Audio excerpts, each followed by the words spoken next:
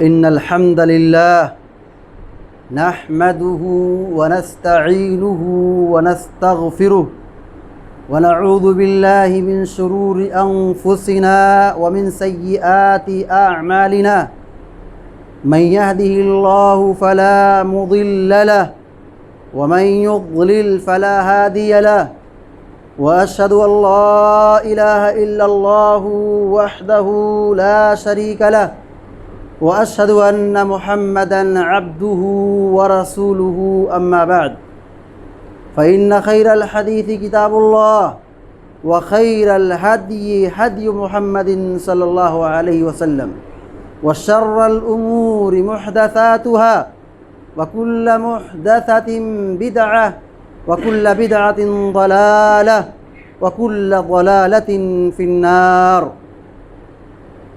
فقال الله عز وجل: أعوذ بالله من الشيطان الرجيم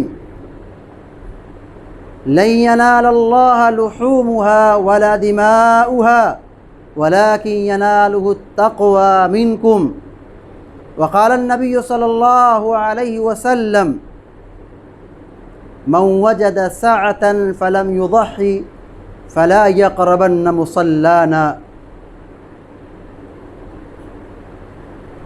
عید الاضحیٰ کی مناسبت سے ہم یہاں جمع ہوئے ہیں. اللہ رب العالمین کے فضل اور اس کی توفیق سے ابھی ہم نے 2 رکعت عید الاضحیٰ کی نماز ادا کی ہے. اللہ رب العالمین نے ہمیں سالانہ 2 عیدیں عطا کی ہیں. یہ ہمارے لیے خوشی کے ایام ہیں. ایک ہے عید الفطر جو 1 مہینے روزہ رکھنے کے بعد خوشی منائی جاتی ہے، اور دوسری عید قرباں جس کو عید الاضحیٰ کے نام سے جانا جاتا ہے. یہ سیدنا ابراہیم علیہ السلام کی سنت کی یادگار ہے. ہم سب جانتے ہیں کہ ابراہیم علیہ السلام کو اللہ رب العالمین نے حکم دیا کہ وہ اپنے بیٹے کو قربان کریں. ابراہیم علیہ السلام نے اللہ کے حکم کو خوشی خوشی قبول کر لیا. فلما اسلم وتلہ للجبین، دونوں تیار ہو گئے. یہ بہت بڑی بات ہے. آج ہمیں جانور کی قربانی کا حکم ہے. ہم جانور کی قربانی کرنے میں پیچھے رہ جاتے ہیں. سوچئے ابراہیم علیہ السلام کو اللہ رب العالمین نے حکم دیا بیٹے کی قربانی کا، اور یہ صرف افسانہ اور کہانی نہیں ہے، صرف کہنے کی بات نہیں ہے، بلکہ ابراہیم علیہ السلام نے وہ کر دکھایا جس کا اللہ تبارک و تعالیٰ نے خواب میں انہیں حکم دیا تھا. قربانی اپنے اندر بہت ساری عبرتیں اور نصیحتیں رکھتی ہیں. اللہ رب العالمین کا یہ حکم ہے. قرآن کریم میں اللہ تعالیٰ نے اس کے متعلق ہمیں تعلیم دی ہے. اللہ تعالیٰ فرماتا ہے: فَصَلِّ لِرَبِّكَ وَانْحَرْ، اپنے رب کے لیے نماز پڑھیے، اپنے رب کے لیے قربانی کیجیے. قربانی اللہ کا حکم ہے. تو قربانی جب یہ اللہ کا حکم ہے تو ہم اللہ کو راضی کرنے کے لیے قربانی کریں، اخلاص کے ساتھ قربانی کریں، اپنی قربانیوں کو ریاکاری کے فتنے سے بچائیں. بہت سارے لوگ قربانی کرتے ہیں، جانوروں کا مقابلہ کرتے ہیں کہ ہمارا بکرا آپ کے بکرے سے بڑا ہے، ہمارا جانور آپ کے جانور سے وزنی ہے، ہمارا جانور آپ کے جانور سے قیمتی ہے. یہ سب اخلاص کے خلاف باتیں ہیں. اللہ رب العالمین نے جس کی جو استطاعت دی ہے، جس کی جو طاقت دی ہے، اپنی استطاعت کے مطابق وہ قربانی کرے. قربانی کا یہی مقصد ہونا چاہیے کہ ہم اللہ کو راضی کریں، اللہ کا تقرب اختیار کرنے کے لیے، اللہ کی رضا کے لیے، تقویٰ کے لیے ہم قربانی کریں. یہی پیغام اللہ رب العالمین نے ہمیں قربانی کے حوالے سے سورۃ الحج کے اندر عطا کیا ہے. اللہ تعالیٰ فرماتا ہے: لن ینال اللہ لحومها ولا دماؤها ولکن ینال التقوی منکم. قربانی کا گوشت اللہ کو نہیں پہنچتا ہے. اللہ کو گوشت کی ضرورت نہیں، اس کا خون نہیں پہنچتا ہے. اللہ رب العالمین کے ہاں ہمارے دل کا تقوی پہنچتا ہے. تو جو اللہ تک پہنچتا ہے ہم اس کو تو اچھا کریں، ہم اس کو تو درست بنائیں. قربانی کا یہی مقصد ہے کہ ہم اللہ کو راضی کریں. اللہ رب العالمین کی رضا ہمارے دلوں میں ہونی چاہیے. وہ قربانی یا وہ عبادت جو اخلاص سے ہٹ کر ریاکاری کے نام پر ہو، دکھلاوے کے نام پر ہو، شہرت کے نام پر ہو، ایسی عبادت اور ایسی قربانی نیکی نہیں ہے، بلکہ نیکی کے نام پہ گناہ ہے۔ وہ آدمی جو ریاکاری کے نام پہ قربانی کرتا ہے، عبادت کرتا ہے، وہ بہت بڑا گناہ کر رہا ہے۔ اللہ کے نبی صلی اللہ علیہ وسلم نے ریاکاری کو شرک اصغر سے تعبیر کیا ہے۔ پیارے نبی علیہ السلام فرماتے ہیں مجھے اپنی امت پر جس چیز کا خوف ہے وہ شرک کے متعلق ہے، شرک اصغر کے متعلق ہے۔ پوچھا گیا کیا ہے شرک اصغر؟ پیارے نبی صلی اللہ علیہ وسلم نے فرمایا ریاکاری۔ تو ہم اپنی قربانیوں کو، اپنی عبادتوں کو ریاکاری کے فتنے سے بچائیں، عبادتوں میں خلوص پیدا کریں، سادگی کے ساتھ عبادت کریں، سادگی کے ساتھ قربانی کریں۔ اور یہ قربانی صرف جانور کی قربانی نہ ہو، یہ سال میں جو عید الاضحیٰ کی مناسبت سے ہم قربانی کرتے ہیں، 10 ذی الحجہ سے لے کر کے عید کی نماز کے بعد سے لے کر کے 13 ذی الحجہ کی شام تک، یہ ابراہیم خلیل اللہ کی سنت ہے، محمد رسول اللہ صلی اللہ علیہ وسلم کی سنت ہے۔ یہ قربانی ہمیں سکھاتی ہے کہ ہم قربانی دیں، اور ہماری قربانی صرف جانور کی قربانی کی حد تک نہ ہو، ہم دین کے لیے قربانی دیں، دینی کام کے لیے قربانی دیں، وقت کی شکل میں، مال کی شکل میں، اور جب ضرورت پڑ جائے تو جان کی شکل میں قربانی پیش کریں۔ یہی قربانی کا مقصد ہے۔ قربانی کا قطعاً یہ مقصد نہیں ہے کہ ہم خون بہائیں اور گوشت کھائیں۔ گوشت کھانے کے لیے تو پورے سال پڑے ہوئے ہیں۔ قربانی کا مقصد صرف گوشت کھانا نہیں ہے۔ قربانی ایک بہت بڑا پیغام دیتی ہے کہ آج ہم چھری چلا رہے ہیں، گردن پر چھری پھیر رہے ہیں، جانور ذبح کر رہے ہیں، کس لیے؟ ابراہیم خلیل اللہ کی سنت کو زندہ کر رہے ہیں، محمد رسول اللہ کی سنت پر عمل کر رہے ہیں، اور یہ پیغام ہے کہ وقت پڑے گا، موقع آئے گا تو ہم اللہ، یہ جانور کیا، ہم وقت کی قربانی دینے کے لیے تیار ہیں، ہم مال کی قربانی دینے کے لیے تیار ہیں، ہم جان کی قربانی دینے کے لیے تیار ہیں۔ یہ ساری امانتیں تیری ہیں، تو جب چاہے گا، جب تو مطالبہ کرے گا، ہم ساری چیزوں کو تیرے لیے ہم قربان کرنے کے لیے راضی برضا ہیں۔ یہ پیغام ہے قربانی کا۔ ہم قربانی کریں، اللہ کو راضی کریں۔ اہل علم نے قربانی کے حوالے سے اختلاف کیا، اور بعض علماء نے کہا ہے کہ قربانی استطاعت کی صورت میں واجب ہے، اور بعض فقہاء نے یہ کہا ہے کہ قربانی سنت مؤکدہ ہے۔ علی کل حال قربانی کرنا چاہیے، کیونکہ اللہ کے نبی علیہ السلام نے فرمایا ہے ہر سال ہر گھر پر ایک قربانی ہے، تو قربانی کرنا چاہیے، قربانی کو چھوڑنا نہیں چاہیے۔ ابراہیم خلیل اللہ علیہ السلام نے اپنے بیٹے کی قربانی دینے کے لیے تیار ہو گئے۔ ہم جانور کی قربانی نہ دے پائیں تو بہت افسوس کی بات ہے، بہت حسرت و افسوس کی بات ہے کہ ہم کو جانور کی قربانی کا حکم ہے، ہم وہ بھی نہیں کر پا رہے ہیں۔ جس کو اللہ نے جو استطاعت دی ہے وہ قربانی ضرور کرے، اور اس قربانی کے ذریعے سے وہ اللہ کا تقرب اختیار کرے اور مخلوق کی خدمت کرے۔ ہماری عیدوں میں یہی پیغام ہے، ہماری عیدوں میں یہی پیغام ہے کہ ہم اللہ کا حق ادا کریں، اللہ کو خوش کریں، اللہ کی عبادت کریں، اور اللہ کے بندوں کے ساتھ اچھا سلوک کریں، مدد کریں، احسان کریں۔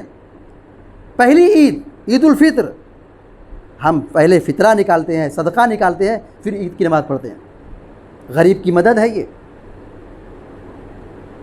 عید الاضحیٰ میں ہم نماز پڑھتے ہیں اور جانور کی قربانی کر کے گوشت صدقہ کرتے ہیں، احسان کرتے ہیں۔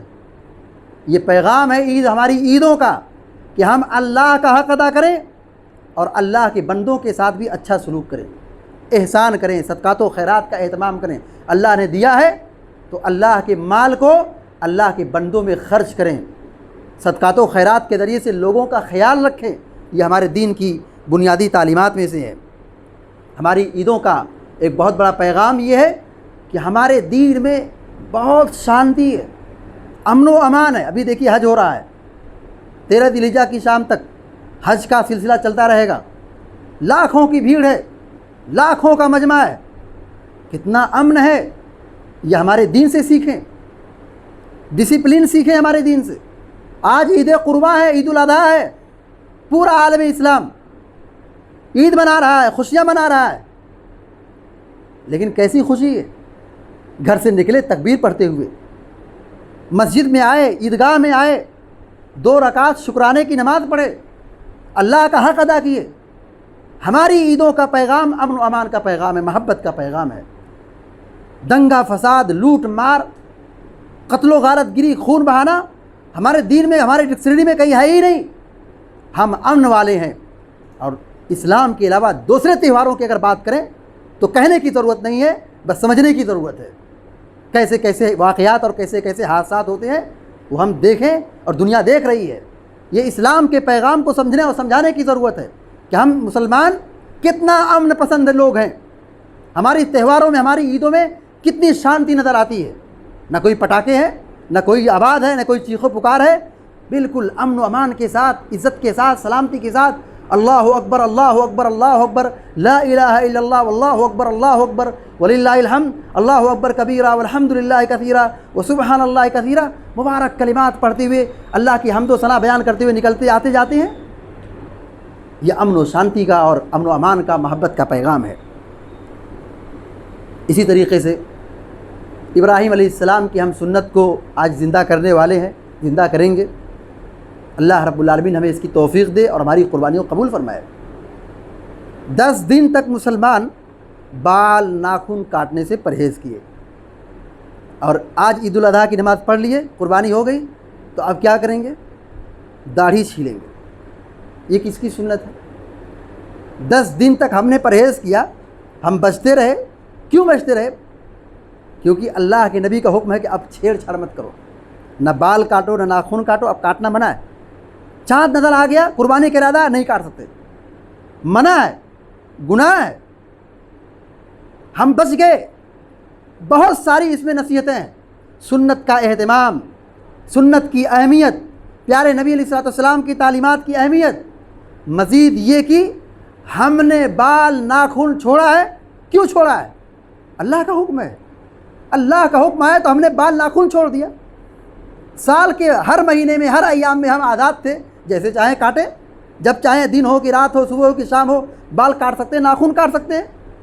اسلام کا میسج یہی ہے کہ ہم کوئی بھی کام دین کے نام پر دلیل اور سنت کی روشنی میں کریں. اللہ کا حکم ہو ہم تسلیم کریں, رسول کا حکم ہو ہم اس کو تسلیم کریں, مانیں. ہم قربانی کرنے والے ہیں, اللہ کی رضا کو حاصل کرنے والے ہیں. قربانی ہمیں ایک پیغام یہ بھی دیتی ہے کہ ہم توحید کا پیغام کو سمجھیں, توحید کے پیغام کو سمجھیں. وہ جانور یا وہ قربانی جب تک اس پر بسم اللہ واللہ اکبر نہ پڑھا جائے, اللہ کی توحید کا اقرار نہ کیا جائے. اللہ اکبر کیا ہے؟ اللہ اکبر کیا ہے؟ توحید کی بہت بڑی آواز ہے. یہ اللہ سب سے بڑا ہے.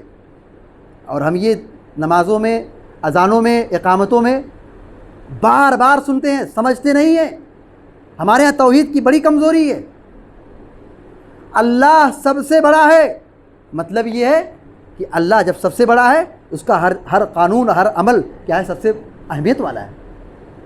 ذات کے اعتبار سے اللہ بڑا ہے, مخلوق سے اوپر ہے. اللہ تبارک و تعالیٰ سب سے بڑا ہے. تو اللہ تعالیٰ کی بات بھی بڑی ہے, اللہ تعالیٰ کا حکم بھی بڑا ہے, اللہ کا فیصلہ بھی بڑا ہے. جب جو حکم آ جائے اللہ سب سے بڑا ہے, ہم مان لیں. ہم چھوٹے ہیں, ہم معمولی ہیں, ہم اکڑ, تکبر, انا کے شکار میں نہ ہوں. قربانی ہمیں یہ درس دیتی ہے کہ اللہ سب سے بڑا ہے. ہم اللہ کے پیغام کو, اللہ کے فرمان کو مان لیں. اسی میں ہمارے لیے دنیا و آخرت کی کامیابی اور بھلائی ہے. اسی طریقے سے قربانی سے پہلے اللہ نے نماز کا حکم دیا ہے. فَصَلِّ لِرَبِّكَ وَانْحَرْ. اللہ تعالیٰ نے کیا کہا قرآن ہے؟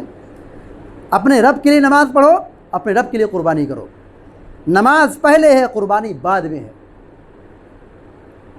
اب اپنی مسجدوں کا جائزہ لیجئے, اللہ رحم فرمائے.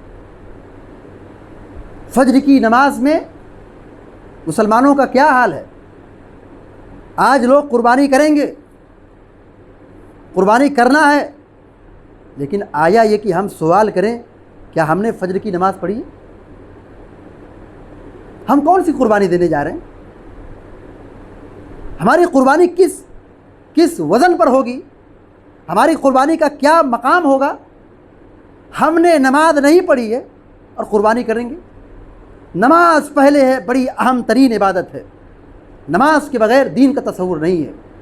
تو ہم نمازوں کی پابندی کریں, مسجدوں کو آباد کریں.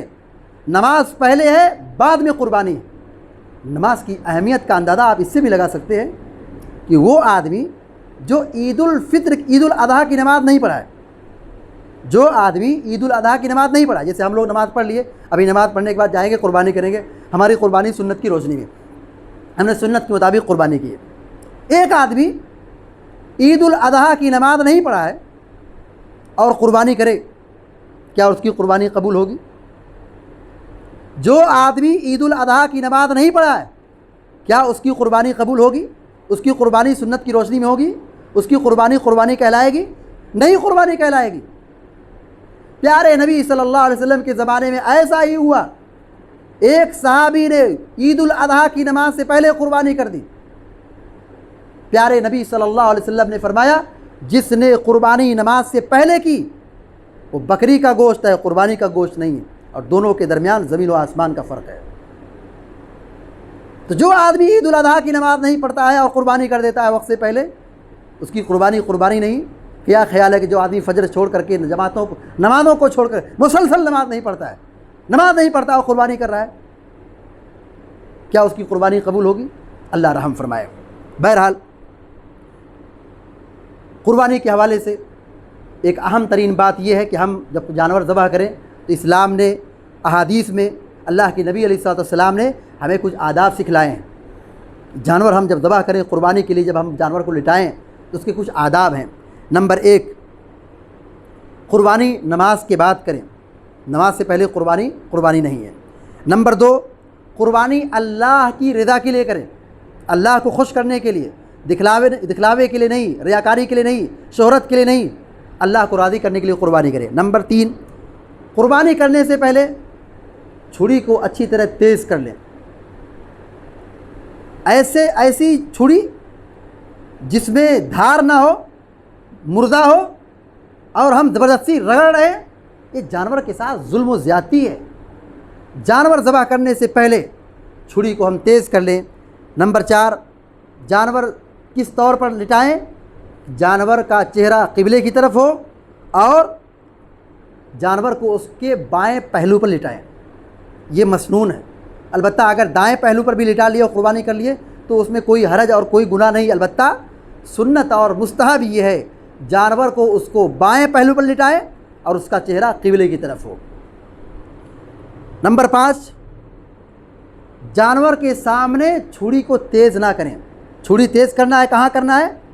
پردے میں، پہلے جانور کو الگ کر کے، چھپ کر کے.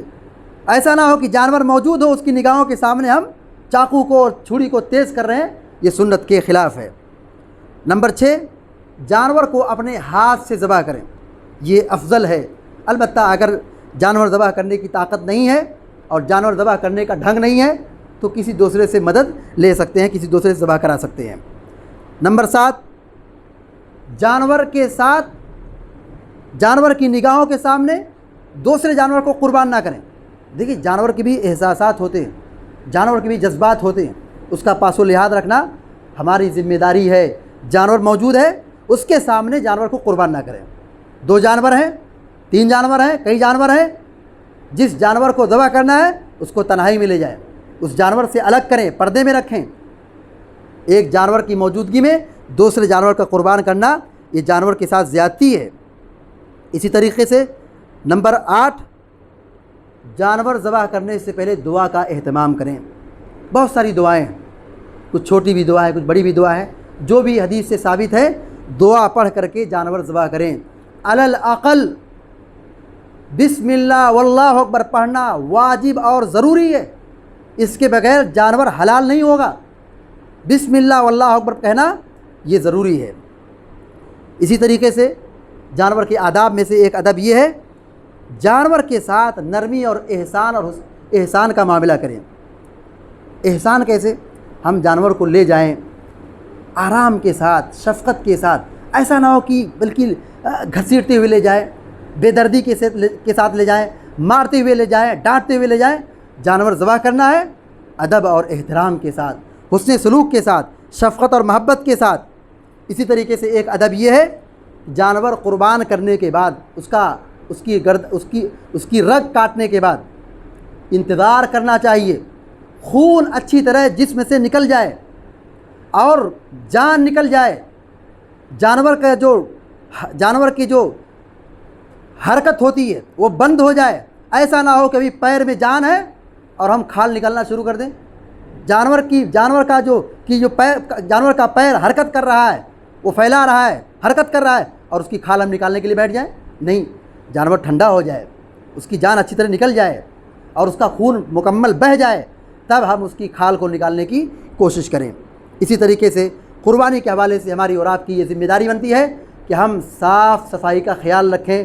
گندگی، جو جانور کا فضلہ ہے، گندگی ہے، اس کو ہم راستے پہ نہ ڈالیں، ایسے ہی کہیں جو لوگوں کی گزرگاہ ہے وہاں پہ نہ رکھیں۔ صفائی کا خاص خیال رکھیں، کسی کو اپنی قربانی سے تکلیف نہ پہنچائیں۔ ہمارے ملک میں ہم بہت سارے نان مسلم میجورٹی میں ہیں، ہم ایسے سماج میں رہتے ہیں، ہم ان کے جذبات کا بھی خیال رکھیں۔ گوشت لے جائیں تو پردے میں رکھیں، پلاسٹک میں رکھیں، چھپا کے لے جائیں، اور جس کپڑے میں خون لگا ہو گھر سے باہر نہ نکلیں۔ اور اسی طریقے سے جانور ذبح کرتے وقت یا جانور بناتے وقت، قربان کرتے وقت اس کی تصویر یا اس کی ویڈیو بنا کر کے سوشل میڈیا پر اپلوڈ کرنا یہ بہت بڑا فتنہ ہے۔ اس سے اپنے آپ کو سنبھالنے اور اپنے آپ کو دور رکھنے کی ضرورت ہے۔ قربانی کے حوالے سے ہماری اور آپ کی ذمہ داری بنتی ہے کہ ہم جانور کا گوشت کھائیں، لوگوں کو کھلائیں، اپنے رشتہ داروں کا خیال رکھیں، اپنے پڑوسیوں کا خیال رکھیں، اور اپنے برادران وطن جو ہیں اگر وہ گوشت کو قبول کرنے والے ہیں تو ہم ان کو بھی دیں، منع نہیں ہے۔ قربانی کا گوشت ان کو بھی دے سکتے ہیں جو ہمارے پڑوسی ہیں، نان مسلم ہیں، کسی بھی مذہب سے ان کا تعلق ہے، اگر وہ گوشت کھانے والے ہیں، گوشت قبول کرنے والے ہیں، تو ہماری ذمہ داری بنتی ہے کہ ہم ان کو گوشت دیں۔ اللہ تبارک و تعالیٰ سے ہم دعا کرتے ہیں کہ اللہ تبارک و تعالیٰ ہماری قربانیوں کو قبول فرمائے اور ہماری عید کو عید سعید بنائے، مبارک بنائے، خیر و برکت کا ذریعہ بنائے، اور غزہ کے مسلمانوں کی مدد فرمائے، اور جہاں بھی مسلمان مظلوم ہیں اللہ تعالیٰ ان کے لیے آسانیاں پیدا فرمائے اور ان کی مدد فرمائے، اور ظالموں کی کمر توڑ دے اور ان کے ہاتھ کو توڑ دے اور ظالموں پر اپنے عذاب کے شکنجے میں جکڑ لے، اور اللہ تعالیٰ ہم سب کو نیک عمل کرنے کی توفیق عطا فرمائے۔ ہمیں جو مریض ہیں اللہ تعالیٰ اپنے فضل و کرم سے شفائے کاملہ عطا فرمائے، جو پریشان اللہ تعالیٰ ان کی پریشانیوں کو دور فرمائے، ہمارے مال میں اولاد میں برکت عطا فرمائے، اور دنیا کے ہر قسم کے فتنے سے ہم سب کی حفاظت فرمائے، ہمارے نوجوانوں کی حفاظت فرمائے، ہماری خواتین کی حفاظت فرمائے، اور ہم سب کو نمازی اور دیندار بنائے، اور ہمارے وقت میں ہماری زندگی میں خیر و برکت عطا فرمائے، اور ہم کو ہر قسم کے فتنے اور مصیبت سے، عذاب سے، بیماری سے ہم سارے مسلمانوں کی حفاظت فرمائے، اور ہماری قربانیوں کو قبول فرمائے، عذاب جہنم سے، عذاب قبر سے، دجال کے فتنے سے اور قرض کے بوجھ سے ہم سب کی حفاظت فرمائے، اور جنت الفردوس میں ہم سب کو داخلہ نصیب فرمائے۔ آمین یا رب العالمین۔ اقول قولی ھذا واستغفر اللہ لی ولکم ولسائر المسلمین فاستغفروہ انہ الغفور الرحیم، وصلی اللہ علی نبینا محمد وسلم تسلیما کثیرا۔